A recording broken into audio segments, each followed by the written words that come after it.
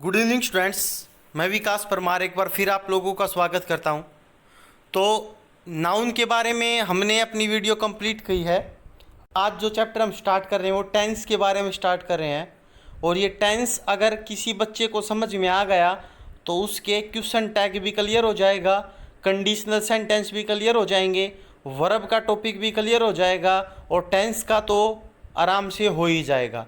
इसलिए टेंस का चैप्टर जो होता है, हरियाणा के जितने भी एग्ज़ाम होते हैं उसमें ये टेंस का टॉपिक से ही ज़्यादातर क्वेश्चन पूछे जाते हैं। इसलिए इस चैप्टर को अच्छी तरीके से पढ़ना आप लोगों को, और मैं पूर्ण बढ़िया तरीके से पढ़ाने की आप लोगों को इसको कोशिश करूँगा। तो सबसे पहले तो टेंस को समझते हैं कि टेंस होता क्या है। तो समय चक्कर के संबंध में क्रिया के बदलते रूप को टेंस कहते हैं। समय चक्कर के संबंध में क्रिया के बदलते रूप को टेंस कहते हैं। अगर मैं कहता हूँ कि मैं खेलता था, मैं खेलता हूँ, मैं खेलता रहूँगा, तो ये जो खेलना है, मैं पहले खेलता था, इसका मतलब पास्ट की बात है। मैं प्रेजेंट में खेल रहा हूँ तो ये प्रेजेंट की बात है। और अगर मैं आगे खेलूँगा तो फ्यूचर की बात करूँगा। तो टेंस जो होता है वो प्रेजेंट में हो सकता है, पास्ट में हो सकता है और फ्यूचर में हो सकता है।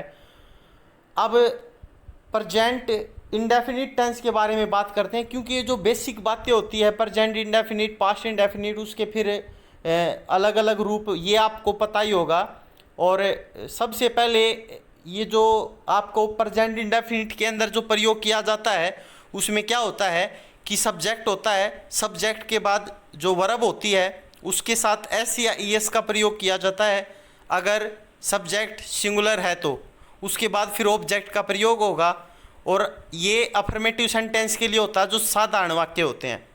लेकिन कोई टेंस प्रेजेंट इंडेफिनिट है या नहीं, उसको हम पहचानेंगे कैसे? तो देखो, सबसे पहले तो प्रेजेंट इंडेफिनिट की डेफिनेशन क्या होती है। डेली रिपीटेड और routine actions are called present indefinite. जो कार्य डेली रिपीट होते हैं या जो रूटीन से चलते हैं उन कार्यों को हम प्रेजेंट इंडेफिनिट टेंस के अंदर प्रयुक्त करते हैं।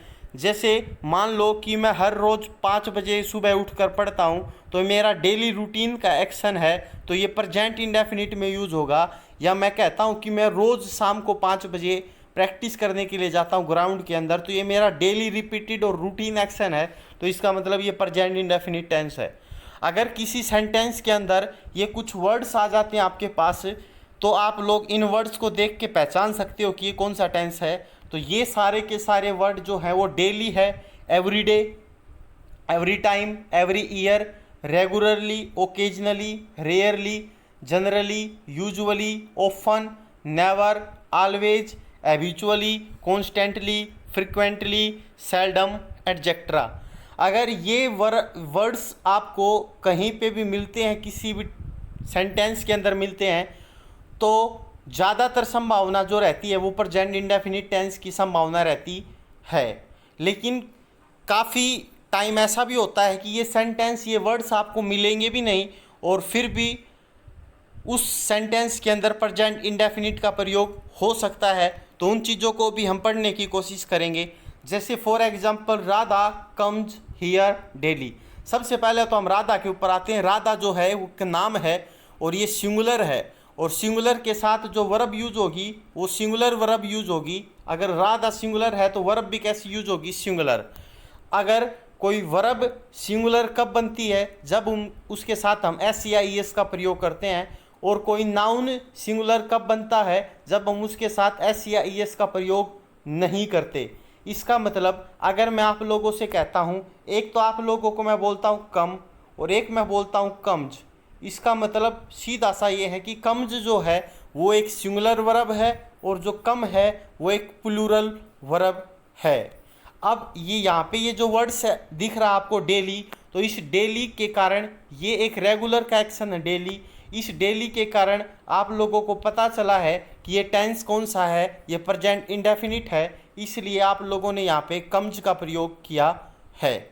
और कम्स का प्रयोग का मतलब प्रेजेंट इंडेफिनिट में वर्ब की फर्स्ट फॉर्म के साथ एस या ई एस का प्रयोग होता है। अगर सब्जेक्ट सिंगुलर है तो फिर वर्ब भी सिंगुलर होगी। उसके बाद present indefinite is used for the following terms ever there is no use of related adverb. अगर इन एडवर्ब्स का यूज भी नहीं है किसी सेंटेंस के अंदर, फिर भी अगर प्रेजेंट इंडेफिनिट का प्रयोग करते हैं तो उसके लिए क्या है, कुछ कंडीशंस होती है आप लोगों के सामने। वो कंडीशन क्या होती है, एक होता है यूनिवर्सल फैक्ट। यूनिवर्सल फैक्ट का मतलब सर्वमान्य सत्य, जिसको प्रत्येक इंसान मानता है कि ताजमहल आगरा के अंदर है, सर्वमान्य सत्य है, ये सभी को पता है। तो इसका मतलब ताजमहल अगर आगरा के अंदर है तो ये किस सेंटेंस, ये किस टेंस के अंदर प्रयोग होगा, तो ये प्रेजेंट इंडेफिनिट के अंदर प्रयुक्त होगा। जैसे सन राइजिज इन द ईस्ट, जो सन का उदय होता है वो पूर्व से होता है, इसका मतलब ये सर्वमान्य सत्य है, इसको हर एक इंसान मानता है। इसलिए यहाँ पे हमने प्रेजेंट इंडेफिनिट का प्रयोग किया है, the sun rises in the east, क्योंकि सूर्य तो एक है और एक का मतलब एक वचन है, एक वचन का मतलब सिंगुलर है, और सिंगुलर के साथ फिर वर्ब भी हमारे पास कैसी यूज होगी, सिंगुलर। इसलिए राइज के साथ हमने क्या लिखा है, राइज के साथ एस का प्रयोग किया है। उसके बाद जो दूसरे नंबर पर एक्चुअल फैक्ट जो होते हैं, एक्चुअल फैक्ट जो होते हैं उसके साथ भी हम प्रेजेंट इंडेफिनिट का प्रयोग करते हैं। जैसे फॉर एग्जांपल अगर मैं आप लोगों से देखो, ये दो जो सेंटेंस है ये कंट्रोवर्शियल है, मतलब इनके ऊपर मतभेद होता रहता है। किसी बुक्स में तो कुछ दिखाई देता, किसी बुक्स में कुछ दिखाई देता है, कोई टीचर इसको कुछ एक्सप्लेन करता है, कोई, मैंने 2-3 टीचरों से भी इसके बारे में वार्तालाप की थी, तो एक टीचर ने तो उनमें से यही आंसर दिया था कि भाई ये एक अलग किताब में दिखाई देता है ऐसे, और एक अलग किताब में मेक्स का प्रयोग है, एक में मेक का प्रयोग है। तो फिर मैंने उनसे रीज़न पूछा तो उन्होंने तो बस यही रीज़न दिया था कि हाँ ये दोनों ठीक है, लेकिन रीज़न नहीं बता पाए। उसके बाद फिर हमने गहन अध्ययन जो किया अलग अलग बुक से, ऑक्सफोर्ड वगैरह से, तब उसके बारे में पता चला 2 and 2 मेक्स 4 है ना यहाँ पे। इसका मतलब ये जो है यहाँ पे 2 and 2 जो है ना, ये एक प्रकार का एक्चुअल फैक्ट है कि 2 और 2 4 होते हैं। एक्चुअल फैक्ट है ये बिल्कुल कि 2 और 2 4 होते हैं, और जब एक्चुअल फैक्ट होता है तो उसके साथ आप प्रेजेंट इंडेफिनिट का प्रयोग करते हो, इसलिए यहाँ पे मेक्स का प्रयोग किया गया है। और ये जो 2 and 2 है ना, जैसे राम एंड श्याम, अगर राम एंड श्याम अगर हम यहाँ पे यूज करते तो फिर इसका मतलब है राम एंड श्याम, इसका मतलब ये प्लूरल है दोनों, राम और श्याम, तब वहाँ पे हम वर्ब जो है वो हम प्लूरल यूज करते। लेकिन ये 2 and 2 जो है ये पूरा का पूरा किसी एक चीज़ को निर्धारित करता है, मतलब कंप्लीट किसी एक चीज़ के बारे में बताता है, इसीलिए यहाँ पे मेक्स का प्रयोग किया गया है। लेकिन अगर आप लोगों के पास 2 and 2 मेक 4 आ जाता है तो इसका मतलब ये है कि ये एक प्रकार की यहाँ पे एडवर्ब है, ये एक प्रकार से क्या है यहाँ पे, एक मिनट रुकना बच्चों,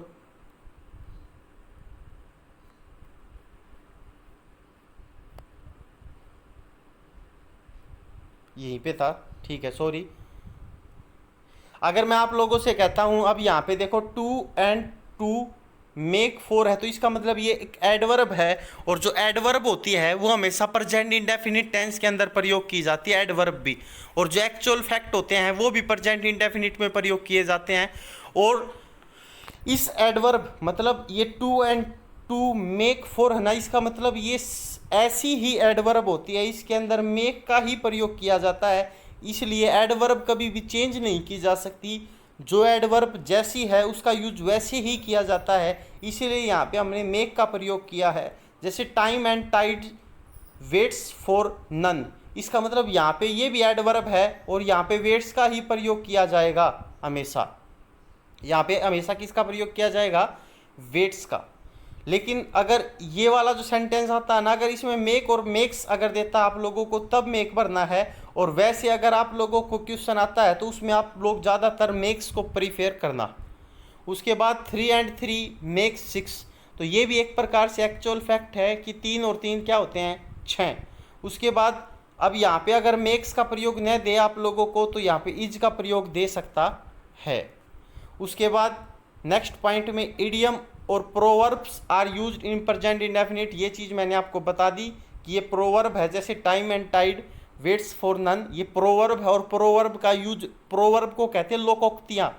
लोकोक्तियाँ कभी भी चेंज नहीं हो सकती। जैसे 1 और 1 11, ये लोकोक्ति है, तो इसका मतलब 1 और 1 11 ही रहेंगे, उसको आप बदल नहीं सकते। उसी प्रकार 2 and 2 मेक फॉर है ना, तो इसका मतलब यहाँ पे एक एडवर्ब के रूप में प्रयोग किया गया, इसीलिए यहाँ पे मेक का प्रयोग किया गया है। और यहाँ पे जो है ना, ये एक प्रकार से एक्चुअल फैक्ट बताया गया है कि 2 और 2 4 होते हैं, और इसीलिए यहाँ पे मेक्स का प्रयोग किया गया है। उसके बाद नेक्स्ट पॉइंट के ऊपर बात करते हैं हम, slow and steady wins the race. ये भी एक प्रकार से क्या है, एडवर्ब है। Slow and steady wins the race, ये भी सेम यूज हो जाएगी। उसके बाद फॉर साइंटिफिक फैक्ट, जो भी वैज्ञानिक तथ्य होते हैं उनके साथ भी आप लोग प्रेजेंट इंडेफिनिट का प्रयोग करते हैं। जैसे water boils at 100 degree Celsius, जो पानी है वो 100 डिग्री सेल्सियस पे क्या करता, उबलने लग जाता। तो ये एक प्रकार से साइंटिफिक प्रूव है, साइंटिफिक फैक्ट है, इसलिए यहाँ पे हमने क्या किसका प्रयोग किया, प्रेजेंट इंडेफिनिट का। और वाटर जो होता है वो एक अनकाउंटेबल होता है, और अनकाउंटेबल के साथ सिंगुलर वर्ब का प्रयोग किया जाता है, इसलिए यहाँ पे बॉयल के साथ SEIS का प्रयोग किया गया है। उसके बाद नेक्स्ट पॉइंट के ऊपर है, इफ़ यू हीट वाटर, अगर तुम पानी को उष्मा दोगे तो इट्स बॉयल, ये उबलना स्टार्ट हो जाएगा। इसका मतलब यहाँ पे भी ये एक प्रकार से साइंटिफिक फैक्ट है, इसलिए यहाँ पे हमने किसका प्रयोग किया, प्रेजेंट इंडेफिनिट टेंस का प्रयोग किया है।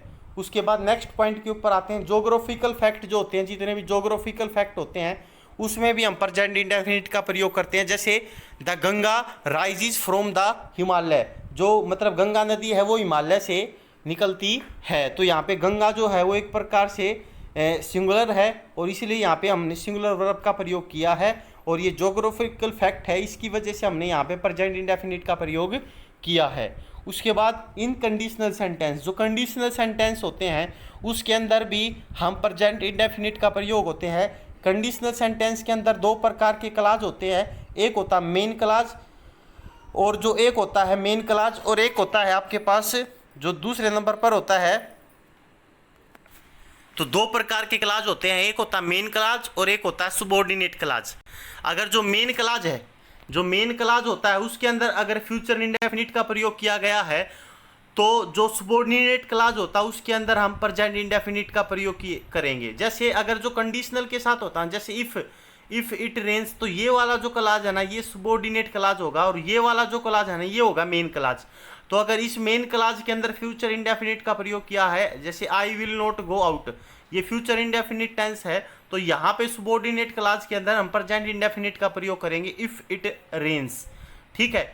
उसके बाद जो इंपेरेटिव सेंटेंस होते हैं, आज्ञासूचक जो वाक्य होते हैं, वो भी प्रेजेंट इंडेफिनिट में यूज होते हैं। जैसे don't make haste when you cross the road, तो ये इंपेरेटिव सेंटेंस है, इंपेरेटिव सेंटेंस है, तो इसलिए यहाँ पे हमने किसका प्रयोग किया, प्रेजेंट इंडेफिनिट टेंस का प्रयोग हमने किया है। ये क्रॉस के साथ हमने प्रेजेंट इंडेफिनिट का प्रयोग किया है।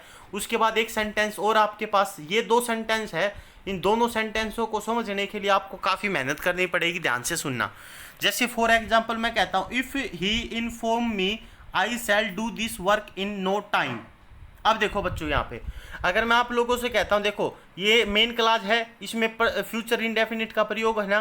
फ्यूचर इंडेफिनिट में क्या होता है, विल या शैल, उसके साथ वर्ब की फर्स्ट फॉर्म का यूज होता है। इसका मतलब ये मेन क्लाज के अंदर हमने फ्यूचर इंडेफिनिट का प्रयोग किया है, तो इसका मतलब ये जो सबऑर्डिनेट क्लाज होता है इसके अंदर हम किसका प्रयोग करेंगे, प्रेजेंट इंडेफिनिट टेंस का। ठीक है, इसलिए हमने यहाँ पे किसका प्रयोग किया, इनफॉर्म्स का, और ये क्या है, सिंगुलर, इसलिए हमने इनफॉर्म के साथ क्या लगा दिया, एस या ईएस। अब देखो बच्चों, एक क्वेश्चन और बनेगा यहाँ से, बहुत ही इंपॉर्टेंट क्वेश्चन ये है आपके पास। इफ आई इन्फॉर्म की फॉर्म भरनी थी in time, if I am informed in time I will try my best to finish this work in time. देखो अब अगर मैं आप लोगों से कहता हूँ, ये जो मेन क्लाज है ना इसके अंदर तो आप लोगों ने पर फ्यूचर इंडेफिनिट का प्रयोग कर दिया, विल प्लस में वर्ब की फर्स्ट फॉर्म का यूज कर दिया, लेकिन अब की बार, और इसमें भी आपने फ्यूचर इंडेफिनिट का प्रयोग किया था, लेकिन यहाँ पे तो इन्फॉर्म्स किया था, लेकिन यहाँ पे आपने क्या कर दिया, आई एम इन्फॉर्म्ड। तो ये क्यों किया गया है, तो इसको समझने के लिए आप लोगों को थोड़ा सा ध्यान से सुनना पड़ेगा कि 2 प्रकार की वर्ब होती है, एक होती है ट्रांजिटिव वर्ब और एक होती है इंट्रांजिटिव वर्ब। ट्रांजिटिव वर्ब वो वर्ब होती है जिसको हम सकर्मक क्रिया कहते हैं हिंदी के अंदर। ट्रांजिटिव वर्ब जो होती है वो अपने साथ हमेशा एक ऑब्जेक्ट लेती है, और जो इंट्रांजिटिव वर्ब होती है वो अपने साथ कभी भी ऑब्जेक्ट का प्रयोग नहीं करते हम। ट्रांजिटिव वर्ब जो होती है, कौन वर्ब ट्रांजिटिव होगी, या कौन वर्ब इंट्रांजिटिव होगी, इसका पता हमें कैसे लगेगा? तो इसका पता हमें इन वर्ड्स की वजह से लगेगा, व्हाट और हुम। जो वर्ब व्हाट और हुम से आंसर देती है, सुनना ध्यान से, जो वर्ब व्हाट और हुम से आंसर देती है उसे हम ट्रांजिटिव वर्ब कहते हैं। फॉर एग्जाम्पल, अगर मैं कहता हूँ कि भैया, जैसे इसमें इन्फॉर्म ही ले लो, इन्फॉर्म का मतलब होता है किसी व्यक्ति को सूचित करना एक प्रकार से, ठीक है। तो अगर मैं आप लोगों से कहता हूँ इन्फॉर्म का मतलब होता है सूचित करना, ओके, ये वर्ब है सूचित करना। तो अगर मैं व्हाट से आंसर कहता हूँ कि क्या सूचित करना, क्योंकि व्हाट का आंसर क्या होता है, क्या, व्हाट का मतलब क्या होता है। तो अगर मैं इस इन्फॉर्म का मतलब व्हाट से लेता हूँ तो इसका मतलब होता है क्या सूचित करना। तो क्या सूचित करना, इससे हमें आंसर मिल रहा है कि भाई कोई बात सूचित करना या कोई भी चीज़ किसी व्यक्ति को। और अगर ऊम से आंसर लेते हैं ना तो ऊम से आंसर मिलेगा किसे सूचित करना। तो ऊम से अगर आंसर लेते हैं तो भी आंसर मिल रहा है, और व्हाट से भी आंसर लेते हैं तो भी आंसर मिल रहा है। इसका मतलब इन्फॉर्म यहाँ पे एक प्रकार से ट्रांजिटिव वर्ब है, और ट्रांजिटिव वर्ब है तो अपने साथ ऑब्जेक्ट लेगी। अगर किसी ट्रांजिटिव वर्ब के बाद ऑब्जेक्ट नहीं दे रखा तो आप लोगों को उसका पेसिव बनाना पड़ेगा। और प्रेजेंट इंडेफिनिट का जो पेसिव होता है उसमें हम इज एम आर के साथ वर्ब की थर्ड फॉर्म का यूज करते हैं। अब यहाँ पे देखो, यहाँ पे इन्फॉर्म था, उसके बाद हमारे पास क्या है, मी इज ए ऑब्जेक्ट, ठीक है। तो इसकी अगर हिंदी बताते हैं हम, इफ ही इन्फॉर्म्स मी, उसने मुझे सूचित किया, मतलब अगर वह मुझे सूचित करता, तो इसका मतलब यहाँ पे इन्फॉर्म ट्रांजिटिव वर्ब है, और ट्रांजिटिव वर्ब अपने साथ ऑब्जेक्ट लेगी, इसलिए हमने यहाँ पे मी का प्रयोग कर दिया। तो मी क्या है, एक प्रकार से यहाँ पे ऑब्जेक्ट है।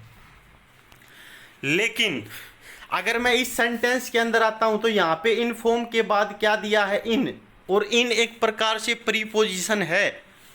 मतलब इन्फॉर्म के बाद अगर किसी प्रकार का ऑब्जेक्ट होता तो हम सिंपल प्रेजेंट का प्रयोग कर देते, लेकिन इन्फॉर्म एक ट्रांजिटिव वर्ब है और ट्रांजिटिव वर्ब अपने साथ ऑब्जेक्ट लेती है, लेकिन यहाँ पे ऑब्जेक्ट दिया नहीं गया, इसलिए हम इसका पेसिव बना देंगे।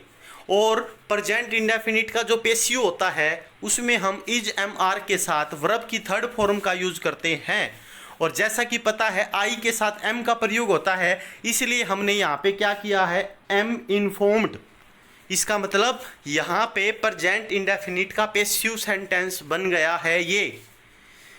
तो ट्रांजिटिव वर्ब जो व्हाट और हुम का आंसर देती है, व्हाट से जो जवाब मिलता है वो हमेशा निर्जीव मिलेगा, और जो हुम से आंसर मिलेगा वो हमेशा कैसा मिलेगा, सजीव मिलेगा। उसके बाद देखो बच्चों नेक्स्ट पॉइंट। अब देखो यहाँ पे ट्रांजिटिव वर्ब अपने साथ ऑब्जेक्ट लेती है, अगर ऑब्जेक्ट नहीं है, नहीं दे रखा तो उसका पेसिव बन जाएगा। जैसे फॉर एग्जाम्पल, कई बार आप लोगों ने सेंटेंस देखा होगा, जैसे अगर मैं कहता हूँ ही टेल्स, उसने बताया, इसका मतलब केवल है उसने बताया, ओके। अगर मैं कहता हूँ ही टेल्स तो यहाँ पे सेंटेंस रोंग है। क्यों?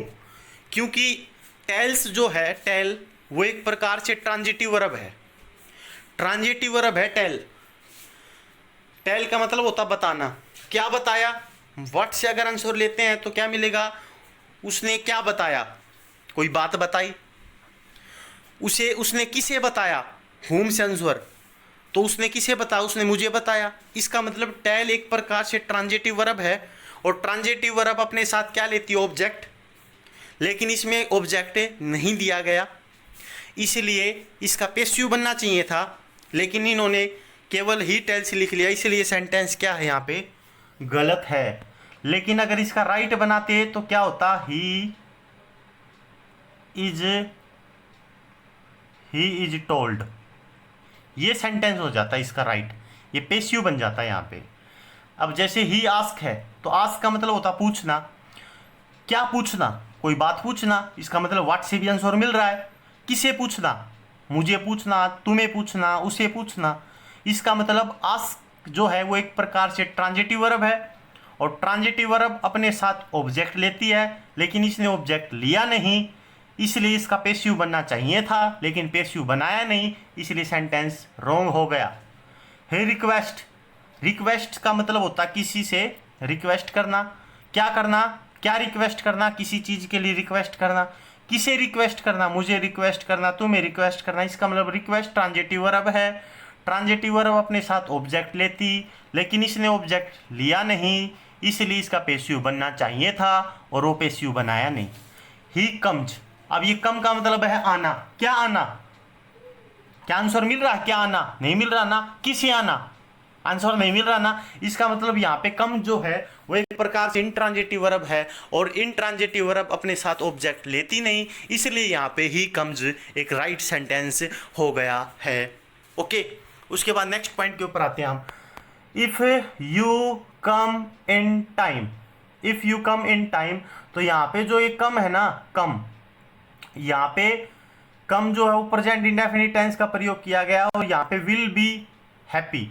तो यहाँ पे विल जो है फ्यूचर इंडेफिनिट और बी जो है वर्ब की फर्स्ट फॉर्म है, बी वाज बीन होता है वैसे तो। और हमेशा याद रखना जो हैप्पी है ना ये एक एडजेक्टिव है और ये एक ऐसा एडजेक्टिव है जो अपने साथ बी लेता है।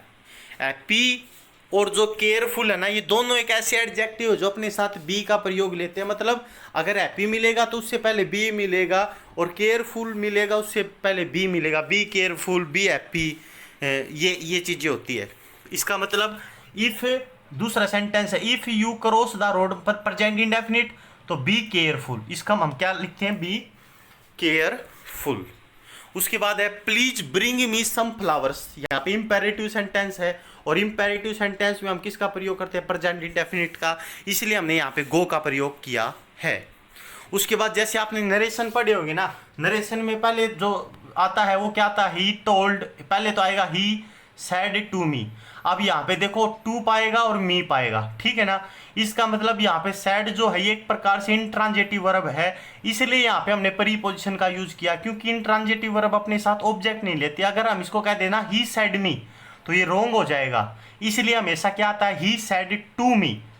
और अगर इसको हम बदलेंगे तो यहाँ पे टेल जो है, टोल्ड जो है, ये एक प्रकार से क्या हो जाएगी? ये ट्रांजिटिव वर्ब बन जाएगी और ट्रांजिटिव वर्ब बनेगी तो अपने साथ क्या लेगी? हमेशा ऑब्जेक्ट लेगी, इसलिए हमने यहाँ पे क्या किया? He told me. उसके बाद दे इलेक्टेड मी सरपंच, दे इलेक्टेड मी सरपंच, यहाँ पे मी क्या है? ऑब्जेक्ट है और ये सरपंच क्या है? दे इलेक्टेड मी सरपंच, ये ऑब्जेक्ट कॉम्प्लीमेंट है। ऑब्जेक्ट के बारे में बताता है कि दे उन्होंने मुझे सरपंच के रूप में चुना, तो मी ऑब्जेक्ट है और ये सरपंच जो है ये क्या है? Object complement. नेक्स्ट पॉइंट के बारे में बात करते हैं, जैसे he is wiser than she. Okay, अब देखो यहाँ पे प्रॉब्लम क्या होती है। जैसे देखो यहाँ पे अगर मैं कहता हूँ कि इज जो है, इज एक प्रकार से मेन वर्ब है या यहाँ पे ये एक हेल्पिंग वर्ब है, क्वेश्चन आता है। जैसे फॉर एग्जांपल अगर मैं कहता हूँ, जैसे दोनों सेंटेंस ले लो आप, एक तो ले लिया he is going to school, तो यहाँ पे he is going to school इस सेंटेंस के अंदर इज जो है वो एक हेल्पिंग वर्ब है और जो गोइंग है वो एक मेन वर्ब है। ओके, और यहाँ पे इज जो है ना ये एक प्रकार से मेन वर्ब है। इज यहाँ पे क्या है? एक प्रकार से मेन वर्ब है। इज यहाँ पे एक प्रकार से स्कूल है ना, तो यहाँ पे इज जो है वो एक प्रकार से हेल्पिंग वर्ब है और जो गोइंग है वो मेन वर्ब है। एक चीज़ का ध्यान रखना बच्चों, कभी भी जो हेल्पिंग वर्ब है ना वो मेन वर्ब के बगैर नहीं आ सकती। मतलब अगर हेल्पिंग वर्ब आएगी तो वो मेन वर्ब के साथ ही आएगी। और अगर कोई बच्चा ये यहाँ पे ये कहता है ना, यहाँ पे इज जो है,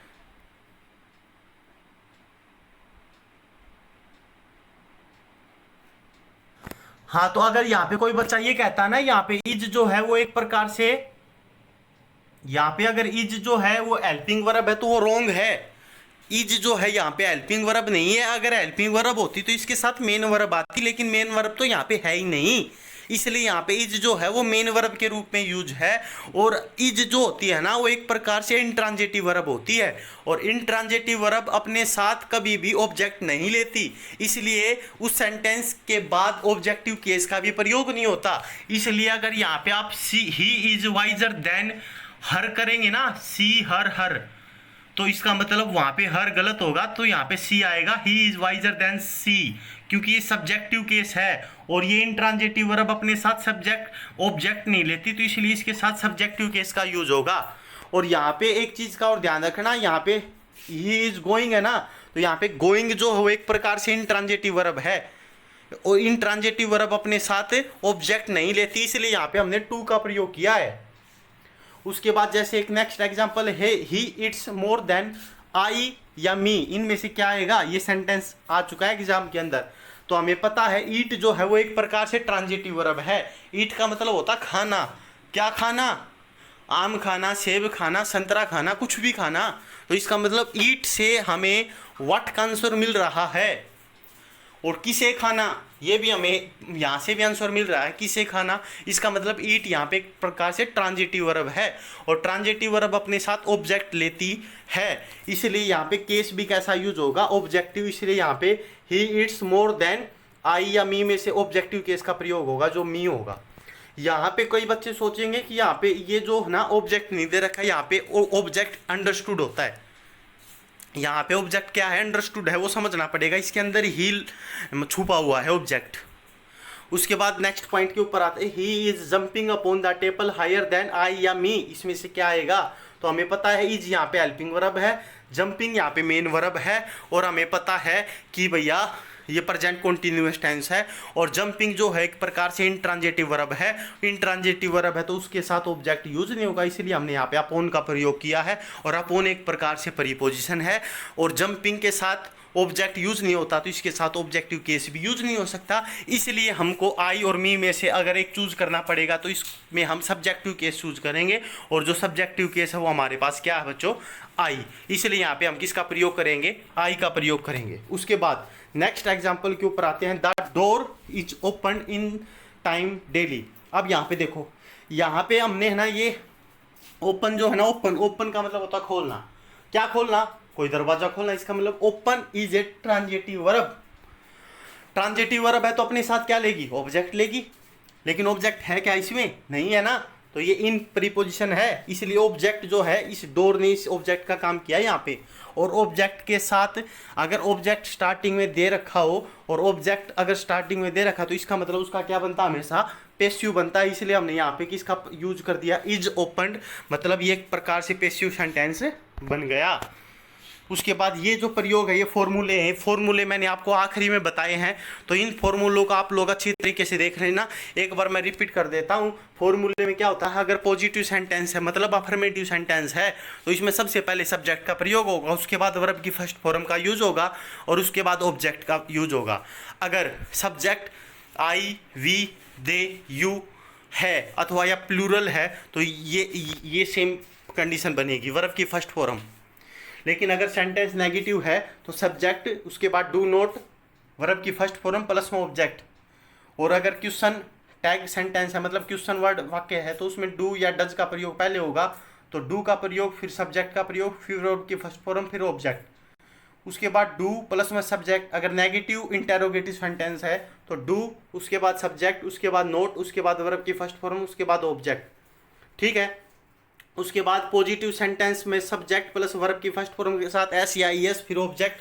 अगर ये सेंटेंस में सब्जेक्ट जो है वो सिंगुलर है, ही, सी, इट या कोई नाम है, तो हम वर्ब की फर्स्ट फॉर्म के साथ किसका यूज करेंगे, एस या ई एस का। उसके बाद अगर नेगेटिव सेंटेंस है, तो उसमें क्या है, सब्जेक्ट प्लस में डज नॉट, और उसके बाद वर्ब की फर्स्ट फॉर्म प्लस में ऑब्जेक्ट। अगर क्वेश्चन टैग सेंटेंस है, तो उसमें डज, उसके बाद सब्जेक्ट, फिर वर्ब की फर्स्ट फॉर्म, फिर ऑब्जेक्ट। और अगर क्वेश्चन टैग नेगेटिव सेंटेंस है, तो डज प्लस में सब्जेक्ट प्लस में नोट प्लस में वर्ब की फर्स्ट फॉर्म प्लस में ऑब्जेक्ट। उसके बाद डज प्लस में सब्जेक्ट प्लस में वर्ब की फर्स्ट फॉर्म प्लस में ऑब्जेक्ट। ठीक है। अगर पेशियो होता तो उसमें इज ऑब्जेक्ट है, फिर इज एम आर, उसके बाद वर्ब की थर्ड फॉर्म है। तो ये आपके पास पूरे के पूरे मैंने प्रेजेंट इंडेफिनिट के बारे में पूरी की पूरी डिटेल बताने की कोशिश की, और इससे ऊपर मेरे ख्याल से नहीं आ सकता। इसलिए इस वीडियो का अच्छी तरीके से आप लोग बार बार देखें, और अगर कोई प्रॉब्लम होती है तो वो मेरे को डिस्कशन करें, हम कमेंट बॉक्स में बताएं, और मैं आप लोगों को सोल्व करके दूंगा। फिर मिलते हैं एक ब्रेक के बाद, तब तक बच्चों दुआओं में